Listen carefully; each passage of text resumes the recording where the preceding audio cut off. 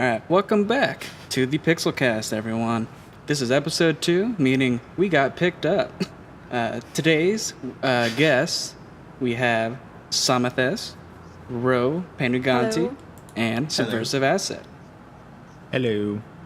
And so today, I wanted to kind of pick your guys' brains about how you would approach your arrangements that you put on your YouTube channels, like how you go through the process of picking the song, and then also like how you prepare the song to cover, and then how that goes. So I guess Ro, if you want to start us out, since you're Sure. kind of the since you do Patreon requests as well, I kind of excuse me.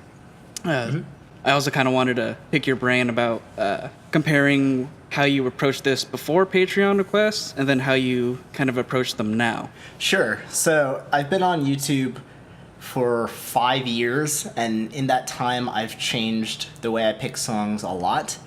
The big thing is when I started, there weren't that many people on YouTube, but I got engaged by people covering old games, things from childhood, because they had this nostalgic factor. So that was kind of the thing that drew me to want to cover. My first cover was Bob on Battlefield from Super Mario 64, and one of the big things was it's easy, and I didn't think I could screw it up. And I think that's actually a weirdly good thing, if you ever pick a song because it's easy, you get less scared, oh no, I'll mess up, playing it or mixing it and so on. So a lot of the times it was just old songs, and slowly as I started playing more games, I basically would write lists of songs that I thought I could do a good job covering. Not necessarily songs that I liked, but just songs that I could imagine there being a good, rock version or metal version or anything like that. So up until 2016, I was basically doing songs that either I wanted to, but a lot of the times, and you guys chime in as you'd like, of course, but if a new video game or movie or TV show comes out, it gets popular, and sometimes that that means that if you do a song of it, you'll get some popularity. It'll help your channel grow and get your name out there. So I would do that now and then, and I started to get interested in seeing what other people would like, because I was surprised my channel got large enough and people would start requesting songs. But so I started Patreon, and for those of you guys listening and don't know quite what Patreon is from an artist end, it's a website where your fans can offer $1, $2, $10 every time you upload a video, however much, as support, and in return you usually offer something. So a lot of people give their music, their MP3. Some people let their audience request songs. Every time you donate, you get to pick a song, or you get to be a part of some contest or something to pick a song, which is how I do it now. The problem with this is, of course, they're picking the music you have to work hard on, and I put out a video every single week or every other week for the last 5 years. I've only taken a break once or twice. So it becomes very hard, every week, here's someone's song that I may or may not like, and I have to do something creative. So a lot of the times when I write arrangements and stuff, I realized you asked about arrangements, and I've been going on about Patreon. But yeah, a lot of the times I'll just take the song, listen to it, and try to cut it up as quickly as possible and learn the song, and then I'll try to get creative with it afterwards. And that's the approach I take for all songs that I didn't choose. So if someone sends me a song, I'll just listen to it and try to learn it, and then I'll be creative after I've done the very general stuff.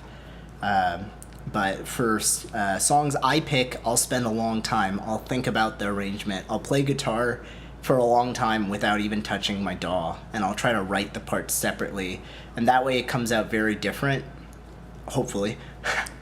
So that's kind of my process with requests and with not requests.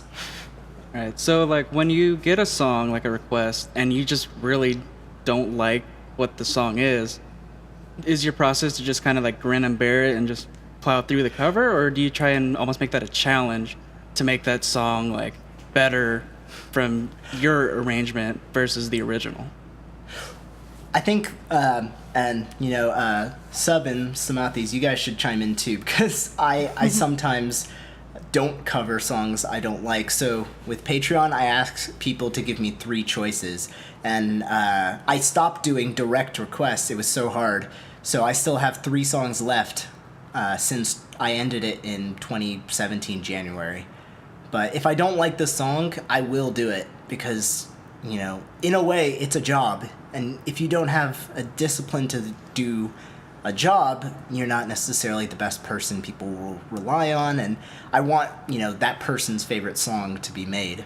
So usually I'll just try to put my own style in it. Well, I think it's also, maybe you don't like the song or there's a ton of factors in the whole thing, but it's still a chance for you to maybe, at least that's what I do personally, if it's a song that I don't really like or I don't think it's really it can be my song or something like that, I just see it as a way to push myself to see how can I be closer to the song or what can I learn from that, and then I find something that gives me a little bit more interest for the whole project. And as for me, I don't really take requests, and if I get a request and I don't like it, then I just won't do it. So I've done polls on Twitter and defied the will of democracy because I didn't like their choices. Have you ever done a song, either of you guys, that you did not like and it came out and you still did not like it? Not really. Oh, wow. I have too many of those. Yeah, I think that we have standards and you're a sellout. Well, that's true. My question to you is, what are you going to do about it? when you treat it as a job and you kind of move to that space, it makes sense that that's what you need to do. But I can say for myself, it's definitely, I'm not quitting my day job. I'm not making any money or anything. So, well, I think you and I both share that. Perhaps you both as well. But I work a full-time job in IT, and it has nothing to do with music. I don't plan on changing that, but I still think you have to treat it like a fair job, because if you're not disciplined, if you can't do things that you don't like, even though that they're good for you, then you may not be able to do the opportunities that you really want to do. If I do these requests, it'll make some people happy, and maybe they'll listen to my music more. Maybe, they'll enjoy my brand more, things like that. But I've done a lot of songs that I don't like, and I still don't like to play them on Twitch, and they get requested all the time. And I still try to play them. But, you find the fun ways about it. Two of my friends, Christian Richardson and Shake Elite, they made this sort of Secret Santa project where we all choose a song that's a favorite song of someone else, and we cover it for them and kind of surprise. So it's a very fun thing. But I chose a song that I did not like, and I didn't cover it very creatively. And I know it made that person really happy, but I don't like playing it, Right. So it can be a little challenging. Yeah, I think That song is Katina by Star Fox 64, by the way. Yeah, I think, from my perspective, I don't, for the longest time, I didn't really treat doing covers, as a job or anything like that, because I was just doing it for fun. So it would take me, weeks to put out a cover just because I was like, oh, I'll record the guitar today, and then I'll wait a week, and it's like, oh, I should do the bass and all that. But then once I started getting more involved into the albums and stuff that had deadlines, that made me a lot more disciplined on, writing the arrangement as quickly as I could. That way I could get to recording quicker, and then I can get to the mixing quicker and all that. So in a way, just being involved in something that has specific deadlines is very important, I think, to do if you're not going to do this for a job, or Patreon or anything like that. Well, one thing that you said there that makes me actually feel really good about Pixel Mixers is I used to talk with Hashel about, there's not a lot of reason. Like, you're not gonna be a millionaire because you joined Pixel Mixers. Are you serious? We make free albums. Yeah, I know. Damn it. You're actually going to go into debt. There's a membership fee. But no, like, the thing is, the reason to join a group or the reason to talk to your friends who also make music is because it teaches you to care about it, even if it doesn't seem like you have to. You know, it's not a job. You don't wake up every morning at 8 and then work 8 hours on music unless you're very, very dedicated or that's your job. But Pixel Mixers and all these different groups, I think deadlines and stuff, they really do push you, especially if you hate the song.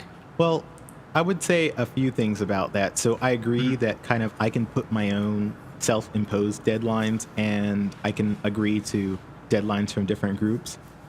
So on my channel, I don't put when I'm uploading because I don't like holding myself to that, but I try to do either every week or every couple of weeks.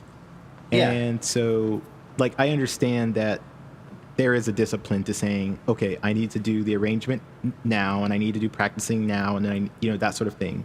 Right. And as well for Pixel Mixers and groups like that, the same thing applies. Although, with our system, it's not like we're getting songs that we don't like. We can pre-claim and claim the songs that we like, and if we don't like any of the songs, we just don't. Right. I mean, you apply to like that the album. game, right? You like the game even if you don't get your song. Right.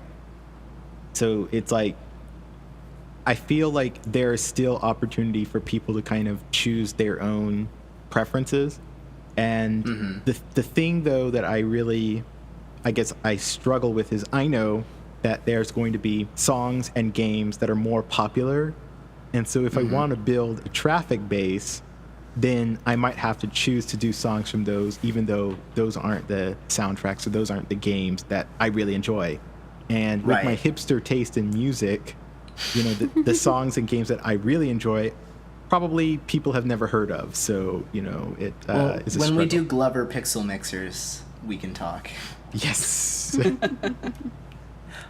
I think that's a good point, though. And maybe we can steer that into, how do you guys arrange songs that are popular or a lot of people have already covered, Does that ever add pressure to you? And has there ever been a time where you and someone else uploaded around the same time, the same song?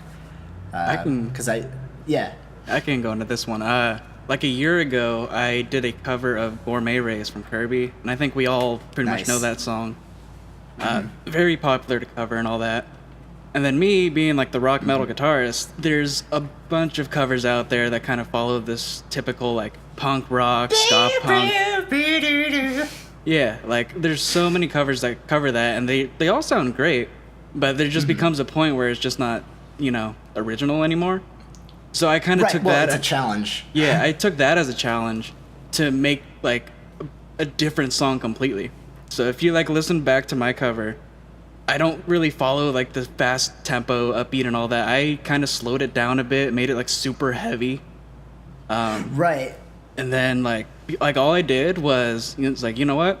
I want to do something original. So I tuned my guitar down to a C because I think that's the key the song's in. And just yes, it is. jammed on jammed on riffs for like half an hour until I found like my main riff that you hear in that song. Yes.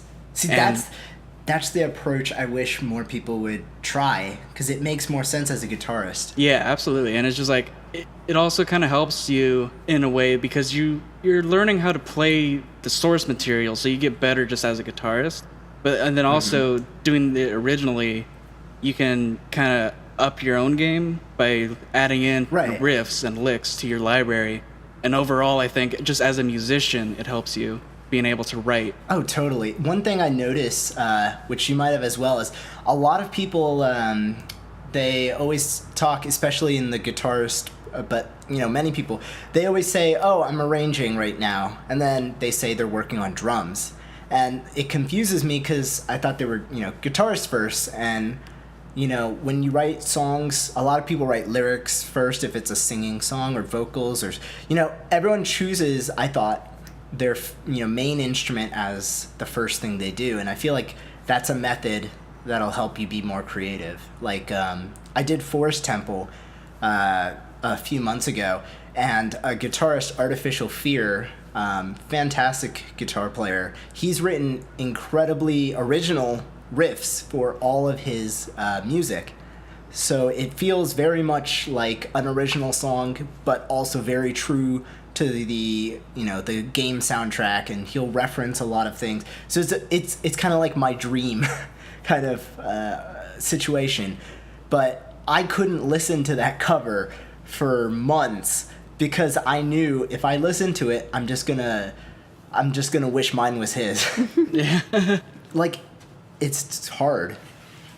But I mean, like, I did what you did basically. I sat down with my guitar, or even when I'm just walking around, you get chances to like start thinking, this would be kind of interesting to play this song this way. And then you know, hum it into your phone, or you write down on a piece of paper, do this. Like, a lot of my music was written down on a piece of paper in between classes or something. Right.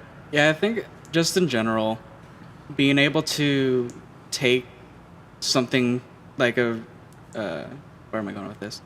Be able to take the source material and to make it sound really unique, I think is something that really kind of shows where you are as a musician, you know? Because Right, it's a skill. Yeah. So, you know, this conversation triggers me as a member of #TeamCover because I believe that it's not necessarily important. Like, there's a different skill set to arranging something in a creative way and performing something in a way that still makes it your own. So for my covers, I'm not very adventurous in the actual arrangement process. It's just, what would this sound like if it were classical saxophone, right?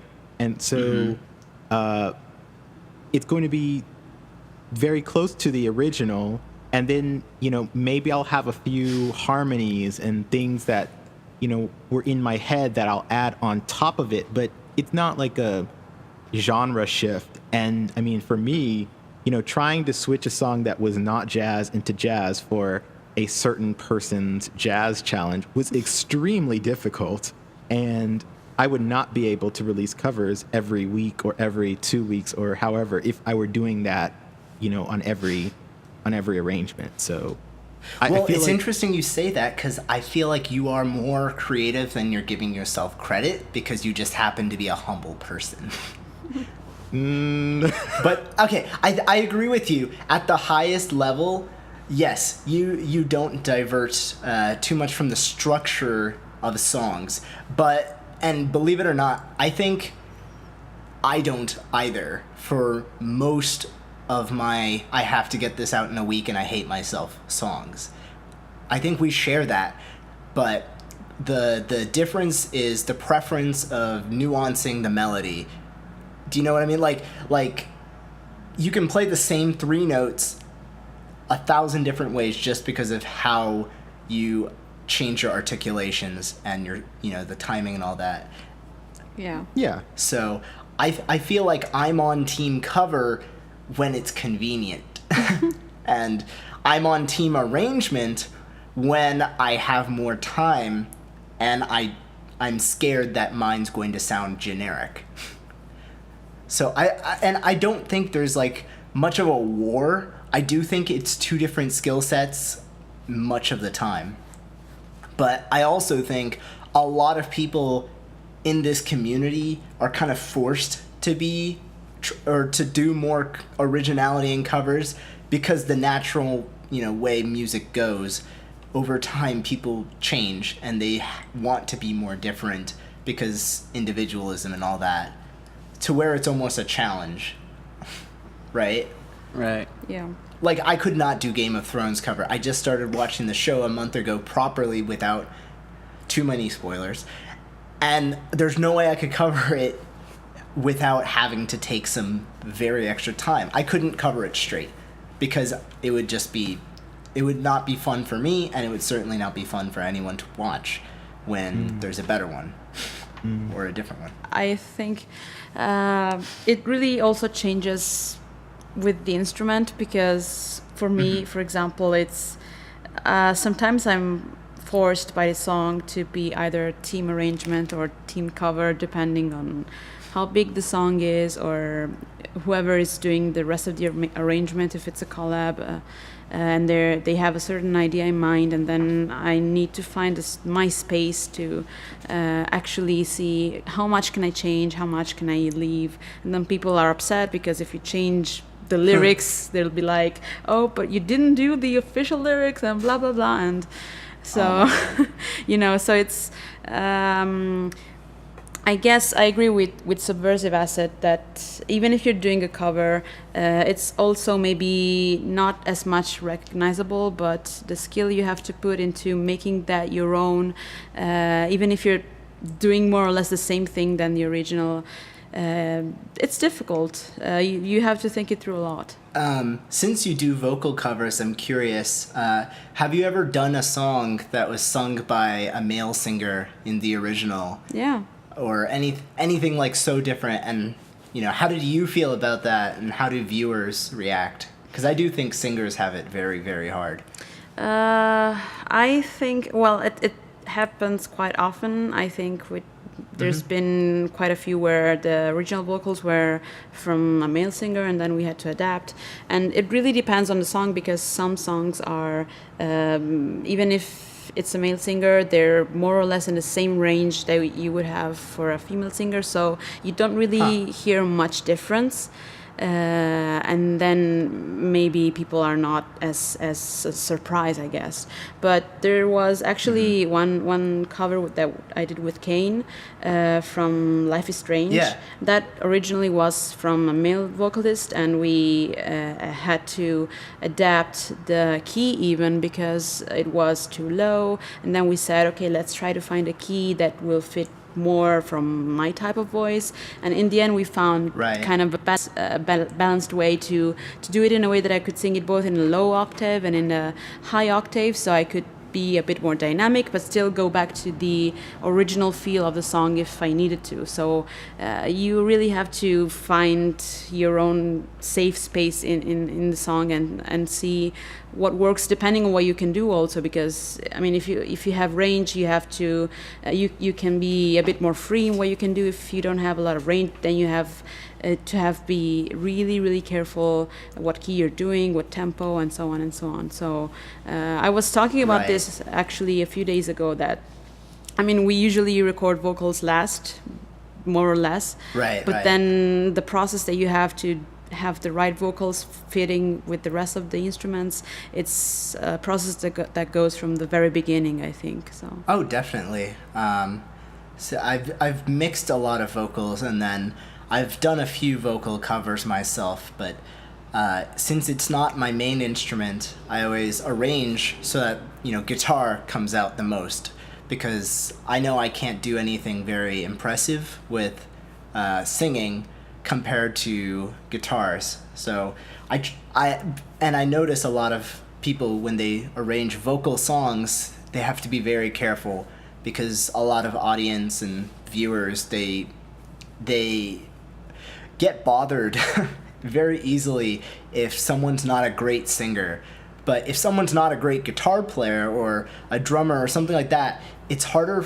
People complain less and less, Yeah. Like, I think you can get away with being a worse performer as long as you stay close to whatever part of the song people like. I would also kind of turn that upside down a little bit, and I think it's not just that people kind of find out bad singing more easily, but since there's a lot of entitlement when people talk about vocals, because they think they know it all and it's just singing and whatever, and so there's a lot of instances where maybe someone is singing quite good, but they don't know the mechanisms behind that, and people still think that it's bad because they just don't know. So that happens a lot too. It's just you're so much more exposed because people just think that's but why are you it's doing pressure. this? Yeah.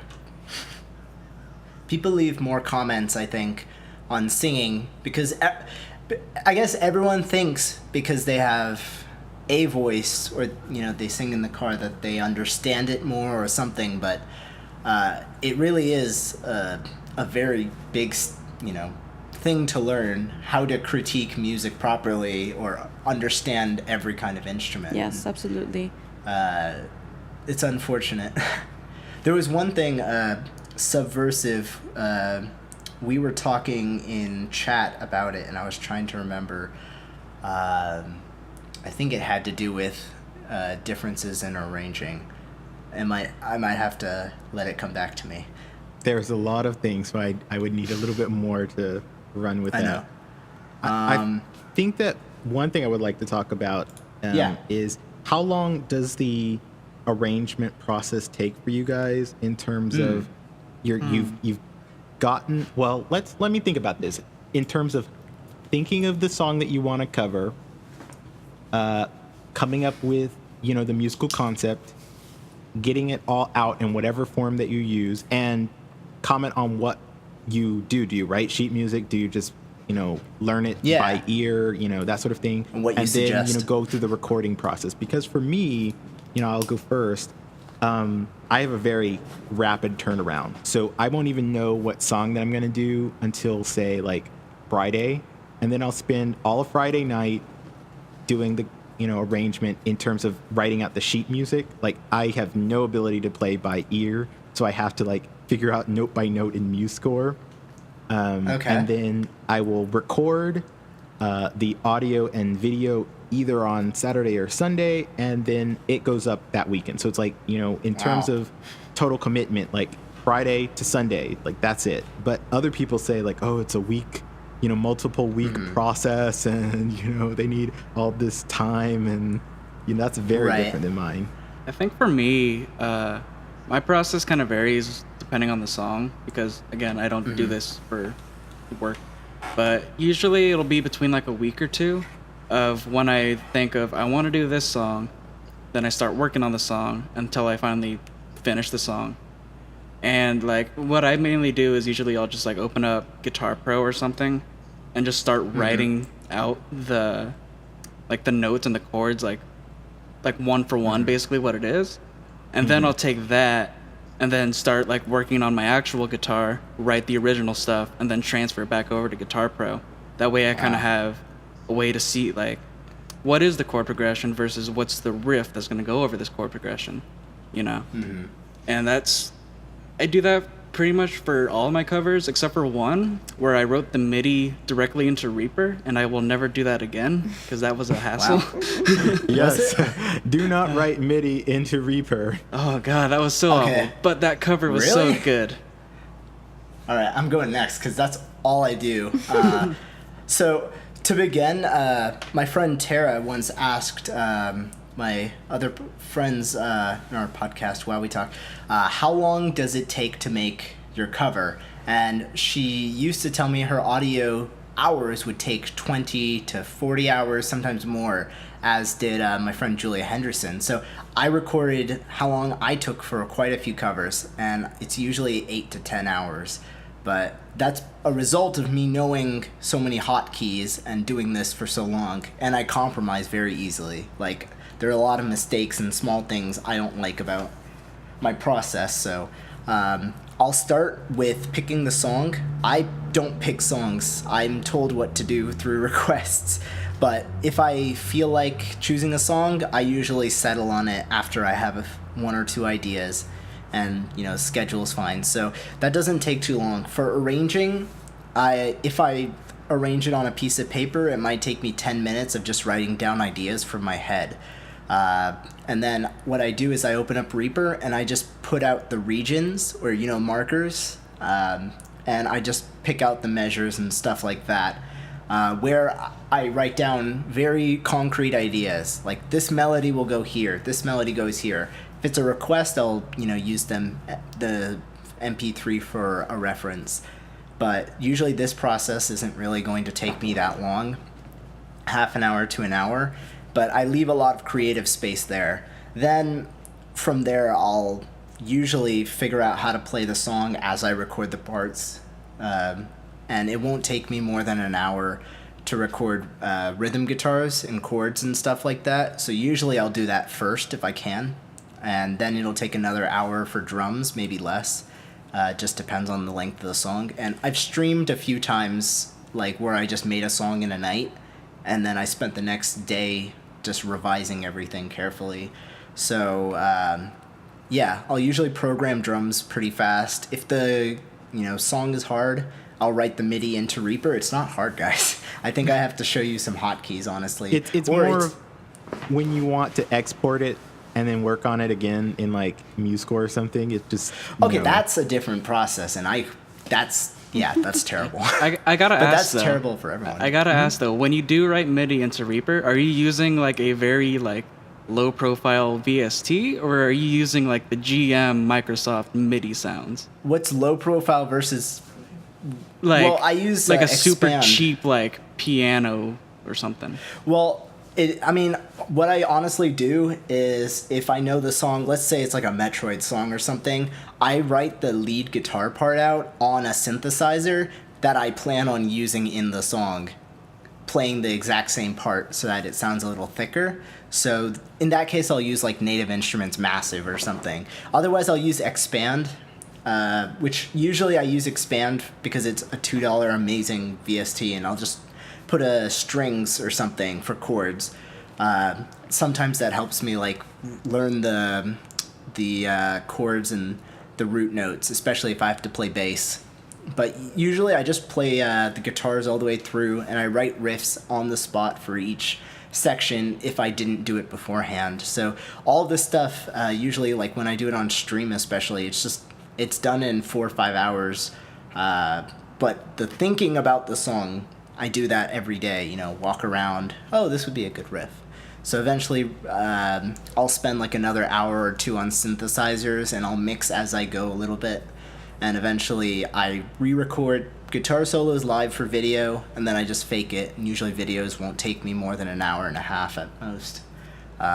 Less if I have a friend filming me. I've been lucky to have a few people nearby who are really good at holding cameras and getting some really good shots. So the last few videos I've had, almost all of them were filmed by someone helping me. But yeah, I hate to say it takes no time at all, because sometimes I spend a lot of time, especially for like album stuff. But I think as you do more music, it doesn't take you as long to do the same process. But sometimes you use templates, hotkeys. I use a ton of like quick launch hotkeys and things. Yeah. Right. So once again, my process is very different from all of yours. I think because mainly I collaborate with other people, so usually the instrumental arrangement is mostly done by them, and then I think especially with people like Dachan Grada, it's happened quite a few times that while he's doing his instrumental, he sends me some demos and he tells me, how do you think we should do this, and so on and so on. And that's really, I think, helpful to do a more cohesive project.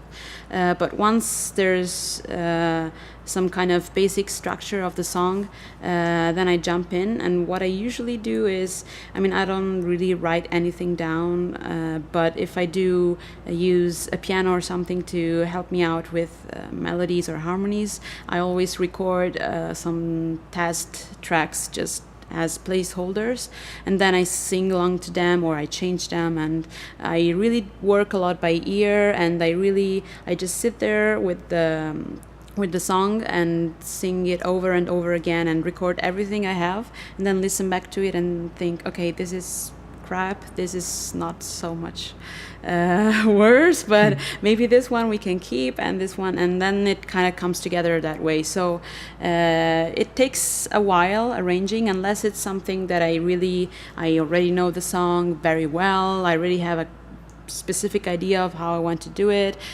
or if it's something where I have to improvise for more of a commission project, let's say. And that's happened on some EPs for Pixel Mixers, for example, with Hashel.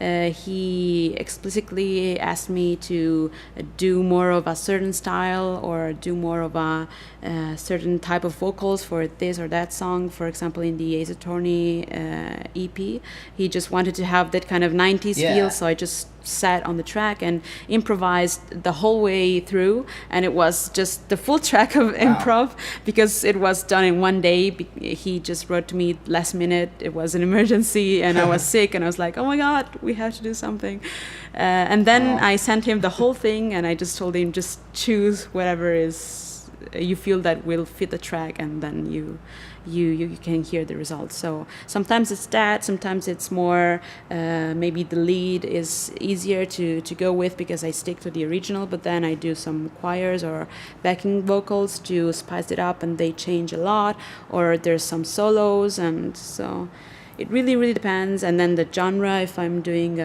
more of metal vocals, I already know what I want to do, but if I'm doing jazz vocals, then that's new to me, and I have to really think it through a bit more. So yeah, it's a surprise every time. That's pretty cool. Like playing songs that other people have written a lot of is a very different experience. Yeah, right? I think so, because in one way it feels like you're doing something for someone else, but then you also have to do it for yourself. I mean, you have to put your identity in there too. So it's not just doing your song on your own, but you have to kind of always be aware of what the other is doing, and you have to understand each other. That's very important. That's really true. One of my friends, David Russell, he sends me a lot of parts now and then to play for very big band or even like orchestra songs, and it's always really important we understand, it has to sound like everyone is in the same room and really playing along. So sometimes he'll even like send a video of him explaining and talking about the parts he wants, and a lot of the times that kind of arranging is very nice. I think it's a very good idea to have as much discussion as possible, especially talking, because you really get the message through much more easily. It's easier to explain something than you write it, and sometimes the message gets lost between the lines. So I'm kind of curious, Psamathes. Most of the time, you're just collabing with somebody on a different channel, just doing vocals. How often is it that they suggest the idea to you of like whatever song it is versus say you have an idea for a song that you want to do and you want to contact a guitarist or whoever to help make the arrangement with you? So far it's mostly been other people needed vocals, and I was there and I was like, okay, I can help. Tell me if you need anything and I can jump in. And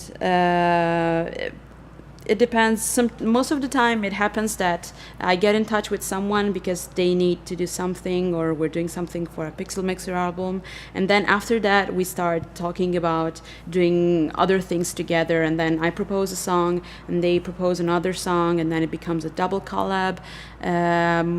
It's getting more and more that kind of project. Either we do one song and we try to kind of arrange it in two different ways so that it can still be interesting and it's not just the same thing done twice, or we choose two different songs from the same game. For Persona 5, that's what happened, for example. So it just depends. I mean, I don't really go in there with any specific idea. I just roll with it, and things happen, like Vern's song, as you saw. That was just like chatting randomly, and this stuff is funny. Okay, let's do it. All right, well, I think we're just about out of time today. We're getting a little tired. At least I am over here. Gotta prep. So thank you guys again for joining me. Let me pick your brains and all that. Where can we find you guys, Psamathes? You can find me on YouTube. Just write Psamathes wherever and it's gonna pop out because it's only me and the pizza. Or you can find me on Twitter at Psamathes Music or Facebook at Psamathes. But yeah, I'm there. I'm everywhere. Oh yeah, and what are you working on? Don't forget that. Yeah, do you have any works in progress right now? Yeah. Yes. Actually, I'm working on a project for the Jets Challenge with someone else. And then there's the... Awesome. There's the Metroid album that just came out, and I did a song in there too. And for the Final Fantasy VI album, I'm probably going to do something, but it's still not decided for the arrangement, so we don't know. Nice. And then Cool, Ro? cool. You can find me youtube.com/c/Panuganti. Right now, I am working on so much. I think the biggest thing is I am taking a break from weekly covers because I have a new album coming out in 1 month. Ooh. It'll be similar to my The Wild EP. I won't say too much, but it's gonna be pretty cool. And there might be a few pixel mixers on it, and there'll be some fantastic guest people Nice. on it. And besides that, I've also finished judging the Team Up 2 Yeah. challenge, which Pixel Mixers We're kind waiting. of also... so I just have to film the video, but all of the entries are in a playlist, and it was really, really cool seeing so many different collaborations, and it's going to cost me a lot to ship everything because there's so many people from all over the world, but it was really fun. Yeah. All right. Can't wait to hear that album. And then, what about you, Subversive? Let's see. So, this weekend I have, I guess, released my cover early. My jazz challenge entry went up this morning, and I am still in the preliminary processes of thinking through a copyright series. I don't know when that's going to happen. Yes. I just know that I need to write it out and work with a bunch of collaborators on it. And you can find me at youtube.com/subversiveasset, on Twitter at GA Spriggs, and Facebook at subversiveasset. I need to get that Twitter changed, but it probably won't happen anytime soon. And I have been Bullicann. You can find me on YouTube. Just look it up because I don't have a personal URL yet. On Twitter, I am at Bullicann, I believe. So you can find me anywhere around there. You can find me in the Pixel Mixer Discord. I'm around. Also, before I forget, look in the description of this video, and there will be like a little Google form. If you have any questions or comments that you'd like to let us know about, please use that form. We would love to hear from you guys. All right, so Later. see you guys later. See Until you. next time.